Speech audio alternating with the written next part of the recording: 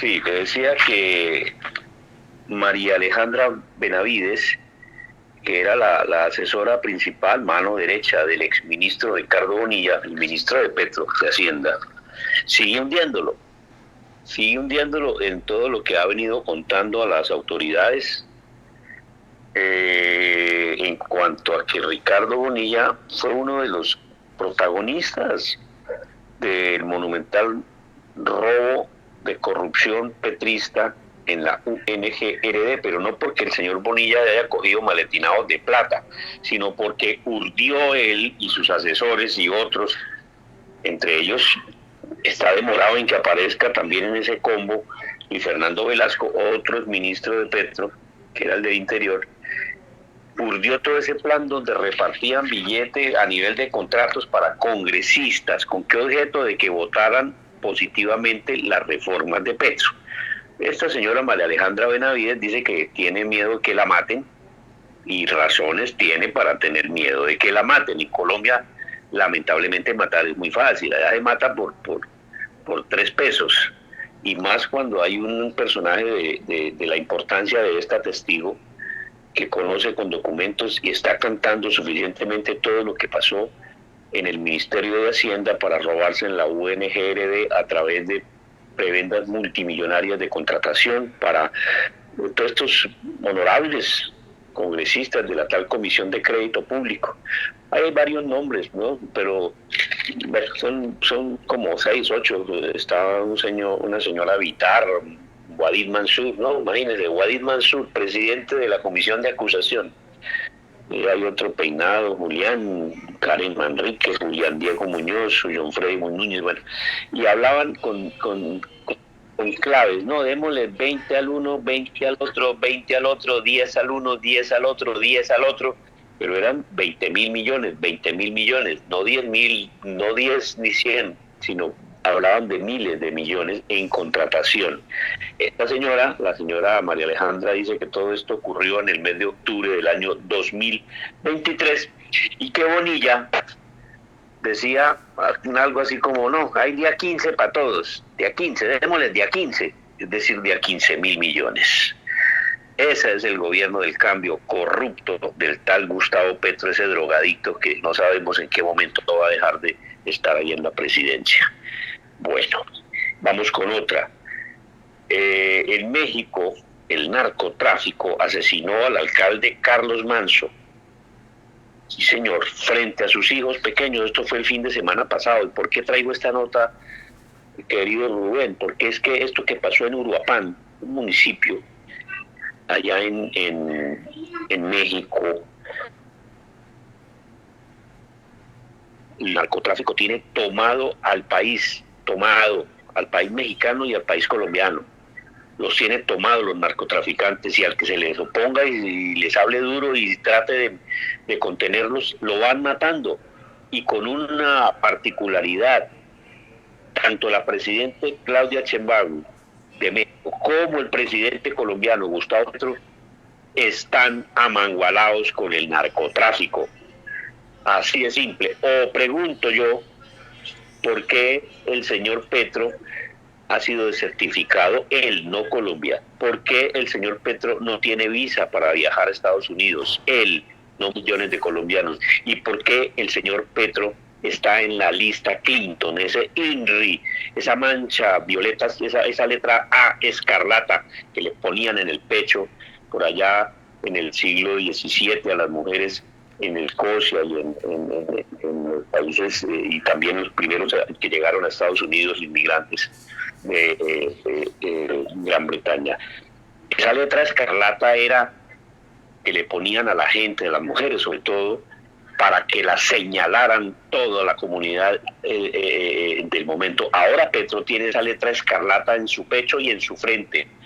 Petro, presidente narcotraficante, aliado de Maduro, aliado de las FARC, aliado del Clan del Golfo, aliado del ELN, un bandido en la presidencia. Entonces la similitud entre lo que está pasando en México hace muchos años con lo que está pasando en Colombia, que se ha acrecentado, es esa. El paralelo que hay que establecer es ese. Matan a este señor Carlos Manso, alcalde de una pequeña localidad allí en México, en Uruapan, en el estado de Michoacán, los narcotraficantes, y la señora Sheinbaum, en vez de salir a criticar duro lo que pasó, a él lo mataron el sábado pasado, en el Día de los Muertos, que se celebra muy vistosamente en México, ¿ve? Y lo matan el sábado y ella salió hasta el lunes o martes, creo, al lunes. Sí, el lunes salió ella medio a decir cualquier pendejada, la izquierdista esta Claudia Sheinbaum, hasta ese momento salió a decirlo. Cuando muchos presidentes del mundo se han pronunciado, los mismos norteamericanos se han pronunciado por este atroz asesinato de este alcalde joven, un tipo de 40 y pico de años, que lo matan delante de sus hijos. ¿Ve? Así que eso que está pasando en México está pasando en nuestro país también. No es más, así es la cosa de simple. Bien, entonces, miro, ahí van los complementos, y en ese complemento justamente hay una nota corta donde el alcalde Carlos Mazo decía: yo tengo miedo, tengo mucho miedo, temo ser ejecutado. Eso lo dijo hace unos días, y lo mataron. Y Claudia Sheinbaum, silencio de esta izquierdosa, esta mamerta, que vive como una reina llena de lujos y pregona igualdad social para todo el mundo. Mentirosa, igual que Petro, totalmente. Y esta otra, miro: Petro, usted opina de todo y no sabe de nada, usted es un patético ignorante. Hablando de flores no, que Colombia debe exportar flores nativas colombianas. Entonces un experto en flores sale y le dice: oiga, hermano, venga, le digo cuántos pares son 3 moscos en el tema de las flores, y le mete una revolcada a Petro este señor, diciéndole que no sabe cuánto es, yo he dicho, 1 más 1, que no tiene ni idea del tema del sector de floricultor, ni de muchos sectores, porque él opina de todo y no sabe de nada, y él descresta calentanos, como se dice vulgarmente, pero calentanos ignorantes. Entonces, todos esos ignorantes focas aplauden y aplauden: ay, Petro es un sabio, ay, ¿cómo sabe cosas ese señor? Ay, Dios mío. Pero lo dicen los ignorantes. Los auditorios preferidos de Petro son desde los de los ignorantes, los áulicos, los menesterosos, todos esos desarrapados que se desviven por un plato de lechona y una Coca-Cola, y lechona trasnochada además, porque entre otras cosas, ya para rematar, el evento de la Espriella el lunes, ahí de 15.000 o 18.000 personas en Bogotá, ese fue sin lechona, fue sin morcilla con papa, fue sin arepa y sin chorizo, no llevaron buses de ningún lado, fue gente que hizo fila, entró voluntariamente, así de simple. Muy bien, vamos con esas notas.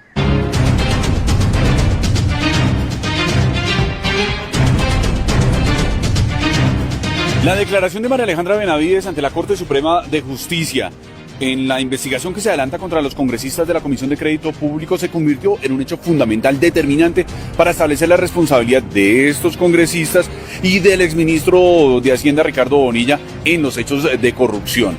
Porque allí ella dejó en claro cómo era que se repartían esos recursos, o bueno, que era la propuesta que estaban haciendo los congresistas. Se habló algo del 20-20-20 y que finalmente terminó en 15, que no era otra cosa que los congresistas haciendo una oferta, un ofrecimiento de recibir se supone que 20.000 millones de pesos en unos cupos indicativos, en esos proyectos que llevaban al Ministerio de Hacienda, supuestamente para las regiones, pero que finalmente el ministro de Hacienda, antes de tomar un vuelo a un viaje internacional, les dijo: ahí va la contrapropuesta, es 15 para todos. Así lo manifestó María Alejandra Benavides en esa declaración. Llega a la oficina del jefe de enlace con el Congreso, el representante Wadid Mansur. Él me dice que tiene una propuesta para el ministro Bonilla: 20 para el representante Wadid Mansur, 20 para la senadora Liliana Vittar y 20 para el representante Julián Peinado, 10 para el representante Karen Manrique, 10 para el representante Juan Diego Muñoz y, si el ministro lo consideraba, 10 para el representante John Freddy Núñez. La segunda ocasión en la que yo pude ver una propuesta fue el 31 de octubre de 2023 en las horas de la mañana, cuando el ministro, como respuesta a la propuesta hecha por el representante Wadid, que yo le manifesté al ministro el 6 de octubre de 2023, antes de que él viajara por fuera del país, él les hace lo que yo pude ver como una contrapropuesta, en lo cual les dice a los miembros de la interparlamentaria que son 15 para todos.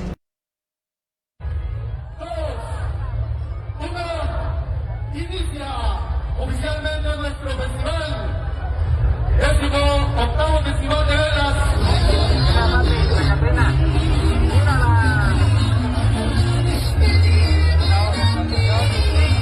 Saludos a toda la gente que nos ve a través de las redes sociales. Esperemos que pasen un agradable día, una agradable noche. Mira, aquí.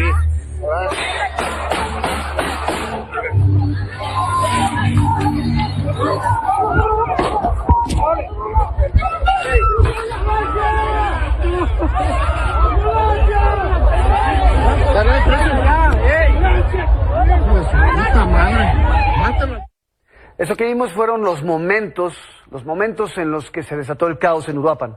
Fue el momento en el que fue asesinado anoche el alcalde de esta ciudad michoacana, Carlos Manzo. Se encontraba en un evento público con motivo de Día de Muertos en la plaza central de esta municipalidad. Ahí, como usted pudo escuchar, se perciben las detonaciones y en otras imágenes se ve el momento en el que ya está en el suelo el alcalde, un hombre muy crítico, un hombre que se había manifestado a lo largo de su carrera política como una voz muy crítica en contra de la inseguridad en Michoacán. En los últimos meses había sido noticia nacional porque hablaba incluso de retar a debatir a la presidenta Claudia Sheinbaum respecto a seguridad, respecto a los operativos de seguridad en Michoacán y en el país. Pero, como lo pudimos ver, así fue como terminó su vida ayer, ejecutado por un sicario que también fue abatido ahí en el centro de Uruapan, en un momento en el que él estaba rodeado por policías municipales. También la Guardia Nacional había establecido un perímetro de seguridad en torno al alcalde, pero al final de poco valió. Ahí es cuando pudimos ver el momento en el que pierde la vida en este ataque. El alcalde fue ejecutado frente a su esposa y sus hijos, y la presidenta de México no dijo una sola palabra. El silencio del gobierno mexicano, más criminal que las balas. Lunes 3 de noviembre, la declaración del mandatario salvadoreño desató tensión internacional tras la ejecución del alcalde de Uruapan, Michoacán, asesinado a plena luz del día frente a su familia. Cuando un país cae ante la sangre de su gente, deja de ser un aliado y se vuelve una amenaza. Sus palabras resonaron en cada redacción y en cada frontera como un disparo político que nadie vio venir. Medios estadounidenses como CNN difundieron las imágenes del ataque, señalando que la violencia en México ya afecta la seguridad fronteriza y el comercio con Texas y California. En redes, las etiquetas Michoacán en llamas y Bukele advierte se volvieron tendencia en cuestión de minutos. Fuentes de inteligencia revelan vínculos entre los asesinos y redes criminales que operan dentro de Estados Unidos. Si México no puede detenerlos, alguien tendrá que hacerlo, advirtió Bukele con tono desafiante, dejando entrever que su gobierno no descarta acciones coordinadas fuera de sus fronteras. Mientras la Casa Blanca pide explicaciones, la presidenta mexicana guarda silencio. Las calles de Uruapan se llenan de velas, oraciones y rabia contenida. Y en medio del caos, la pregunta se repite una y otra vez: ¿México sigue siendo un aliado o el nuevo foco del peligro americano? También tengo mucho miedo, pero tengo que acompañarlo de valentía. No nos queda de otra. No podemos dar ni un paso atrás. Está en riesgo nuestra vida, está en riesgo la vida de nuestro gobierno y de los ciudadanos, inclusive la del propio presidente municipal. No quiero ser un presidente municipal más de la lista de los ejecutados, de los que les han arrebatado la vida. No quiero que la policía municipal siga siendo parte de la estadística, ni los ciudadanos de trabajo honestos y honrados que son víctimas de este cáncer social. Y por eso los exportadores de flores, en vez de exportar rosas y claveles europeos, que nos pueden quitar el mercado, deberían exportar flores colombianas que son más bellas. Pero ahí es un consejo empresarial. Esta es una muestra pequeñita, pero muy diciente e importante de uno de los principales problemas que tiene este país. El presidente opina y cree saber de todo y no tiene ni idea de cómo funcionan las cosas en la realidad. A ver, presidente. Al margen que en el comercio internacional y nacional es mucho más importante las preferencias del cliente que las de uno. Los cultivos y las exportaciones de flores necesitan ciclos de producción estables. Adicionalmente a eso necesitan unas especificaciones homogéneas y también necesitan una durabilidad para poder llegar bien al lugar del destino. Es imposible posible encontrar estas características y condiciones en cualquier flor natural silvestre que a usted le guste o que sea de su preferencia, presidente. Entonces sepa que cuando usted dice estar dando consejos empresariales, lo que está diciendo es una idea totalmente inviable. El problema es que no solamente es con las flores, es con todo el sector empresarial y productivo, el cual desconoce, presidente, porque nunca ha pertenecido ni ha interactuado realmente con él. Y el problema es que si las opiniones las diera un ciudadano del común, no importara tampoco.